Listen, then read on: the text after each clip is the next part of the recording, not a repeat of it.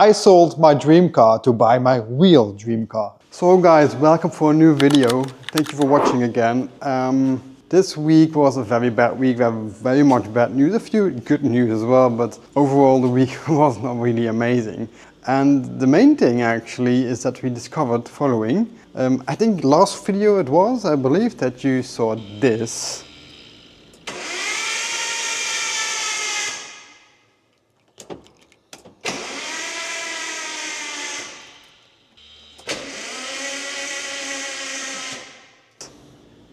And yeah, now I wish I could tell you that we actually started the engine, everything is fine, but we did not start the engine because we don't even came so far, since we do not have any oil pressure, nothing. So no oil is coming to the pump. We don't know what the problem is, we have to figure out. But the thing is, I'm going to show you, the pump is basically behind the pulley up here. And the pickup, it could also be the problem, the oil pickup would be somewhere down here. We can't really remove the pan since the subframe is in the way. So this means we have to take the engine out again.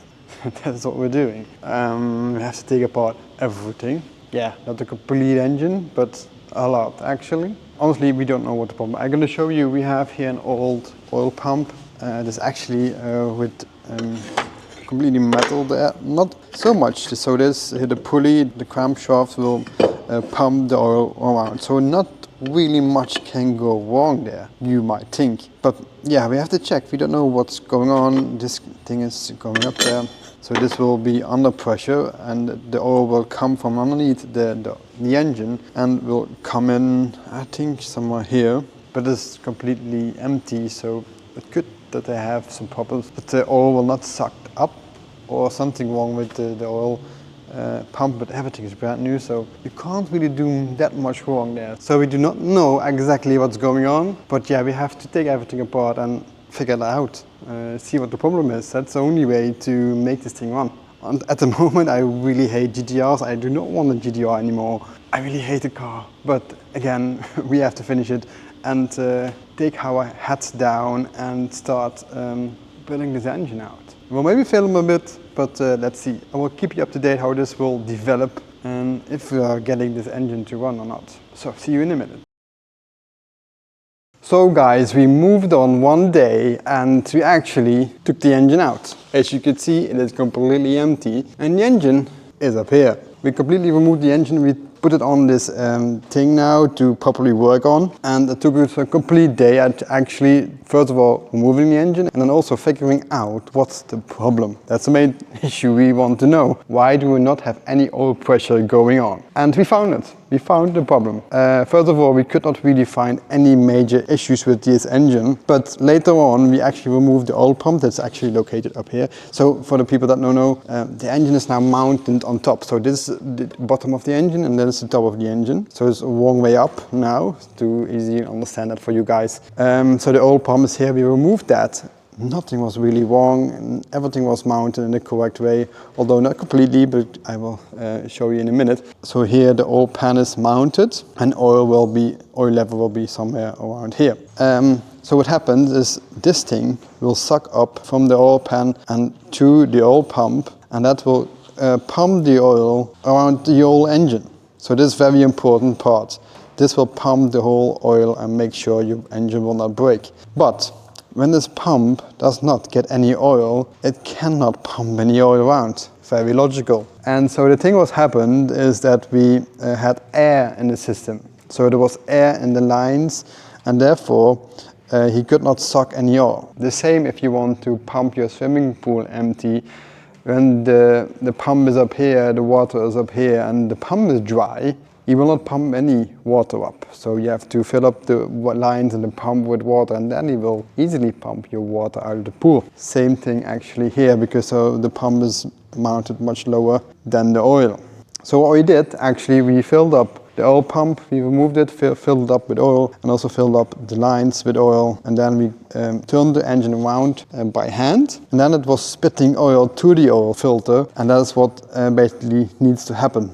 It was not doing that before because the oil filter was completely dry, and now the oil arrives here at the filter. So the basic, small, stupid issue we had air in the system and we did not completely prime the oil pump with oil. That was basically the mistake we have made, and that's now fixed. Very stupid mistake, because we have to take everything apart. Since many people think, yeah, why could you not do that in the car? Since here the oil pan is mounted, you can't get it out since the subframe isn't actually in the way. You have these bars here, this here. You can take the subframe, but the subframe also mounts the engine. So these engine mounts are bolted on the subframe. So if you remove the subframe, the engine is not really stuck anymore. I can possibly actually fall out. You can secure it from up top, but we didn't see any good way to safely do that. And then again, we didn't know the problem. So it could be that we had to remove the engine anyway with some kind of problem. So then we had to do things double. So therefore we just remove the engine, whatever it takes, and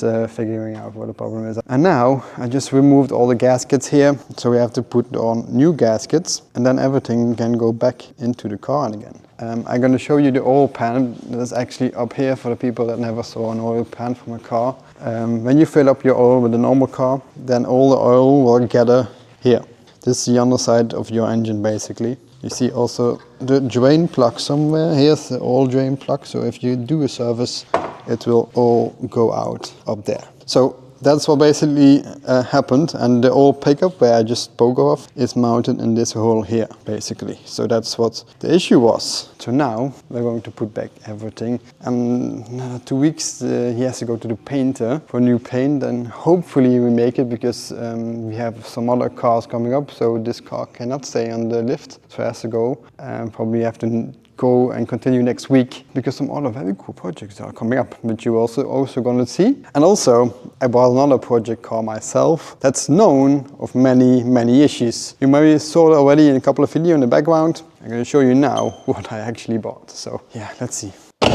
I sold my dream car to buy my real dream car, a Range Rover L322, the cheapest in the country, with a lot of issues, and is also very ugly. So we have a big list of issues and problems. First of all, our windscreen wiper is broken. We have the paint, is a lot of scratches. These are broken, these are scratched. We have missing panels up here. And then we did not even discuss how actually dirty this car is. You can see already here, it's never been cleaned. But it has also some benefits, because the really cool seats and some other very cool options. But as you can see, it is very disgusting and very dirty.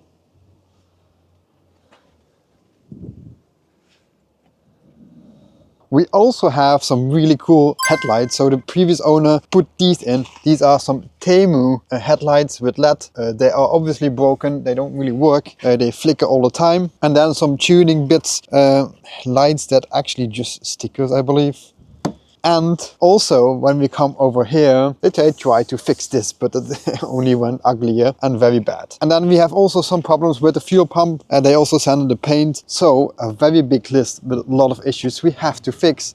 But this is a Range Rover L322, which also Clean Elizabeth had, and Jeremy Clarkson says it is the best car in the world. So guys, I found something very terrible about this car. So somebody actually painted the rear window. So from the outside I took it off with water quite easily, but they also painted the inside, and that's absolutely horrible to take off. It is really stuck there. I tried a couple of things. Only thing is working, that's heating it up with steam and then pulling it out with this. It also takes quite a while, but it's the only way to take it off. So somebody wanted to blind the window without any foil. So somebody wanted to blind the window and he painted it. It's also a way, obviously, but not the way I like. It's absolutely terrible. Very bad. But I get it off. Will take a while though. So we're gonna first heat it up with steam. And then I'm able to pull it out with this.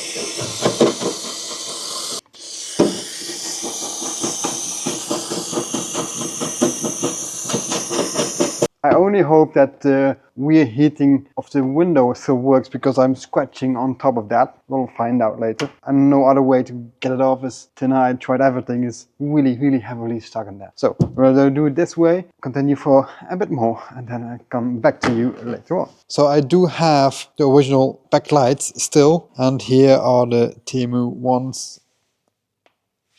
I really like the original ones more than these, and they're also flickery. They're very bad. I don't know, the quality is not that good, so they have to come out. So let's do that and see how it looks like after the original ones are in.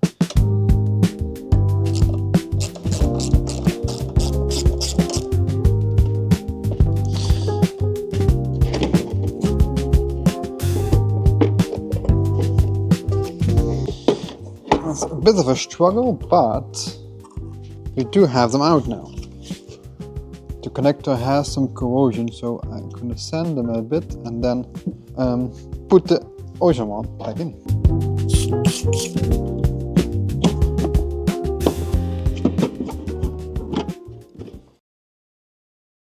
So guys, we moved up a couple of days. Range Rover is outside and we'll also leave it there. I'm not bothering to put it inside. Only working on this on 3 hours. So today I want to fix the blower motor. So I'm going to do that in a minute. The list actually got a bit bigger.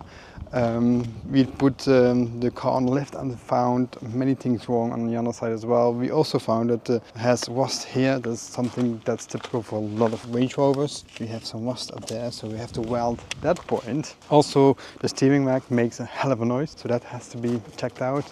Suspension parts are completely worn out. A lot of play in them. The crankshaft has also a lot of play, has to be replaced as well. Yeah, just typical rust issues from the underside we have to fix. ABS lights on, we have airbag lighters on, we have the air suspension, sometimes works, sometimes does not work, so we have to check that out, what's going on in there. So hopefully there is one problem that causes all of these problems to happen. That could actually be the case, but then we only have to fix one problem and then we had to fix the 3 at the same time. So you already saw we have these lights fixed. We put the original ones in. We had the cheap demo ones, very ugly looking. We removed already the paint from the back window. So these are the things that are fixed already. And yeah, the list got a little bit longer. But let's fix the blower. So hopefully with the resistor we bought, we can fix that issue. So let's see if we can fix it. So this is actually a diesel. I'm going to show you the engine.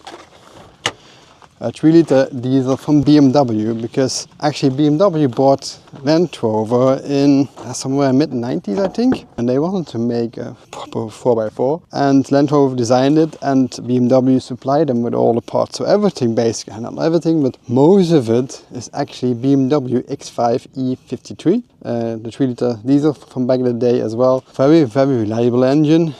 So I don't really have to worry about this thing. It's not the fastest, but it's very easy to work on, reliable. So I think, yeah, a lot of people say it is very slow. It is not very fast, but I don't feel really slow. It has turbo diesel, so underneath it feels completely fine. So this car was finished in 2001 or 2002. This one is from 2002. It's a very early one. And BMW said, we're gonna sell Land Rover, we don't want them anymore, and Ford bought them. So the later ones have also a lot of Ford engines, but the BMW ones are better, I think. Everyone has his own story. Every engine has its own problems, of course, and this one being maybe a bit too slow for many people, but for what I'm gonna do with the car, this one is totally fine. For me, it's perfect, really, really perfect. Service on it, filters on it. Now we're going to see if we can change that resistor and get the blower motor and the air conditioning working. So let's go see if we can fix that. So this thing is completely like mounted underneath the dash somewhere up there. So I'm now going to figure everything out of there. So the old one is out, now the new one goes in. It works! One thing scraping from the list. So air conditioning works now, blower works, everything works perfectly, every air comes out, every vent. The first problem, a few vents didn't work, but now everything is sorted. Now these parts back on the car, then one thing removed from the list. So yeah, let's put everything back together. But I think when I fix all these issues, I personally think I have a very reliable car. I mean, these are cheap cars, they're not so expensive, but yeah, therefore if you can't do it yourself, it is hugely expensive and it's not worth fixing them. But I love them so much, I I really like putting some time in, and also I can really enjoy it for many years. And when all the technical issues are fixed, we are going to make it look new as well, from the underside as well. So we are going to take you on that journey. But if you now have a Range Rover as well with a lot of technical issues, don't call me. I'm not available. So thank you guys for watching again, and please do not forget to like and subscribe and to share, and to definitely put on comments of what you think about the cars and GT-R and definitely my Range Rover. Let me know in the comments, and I'll see you next week for another video. Goodbye.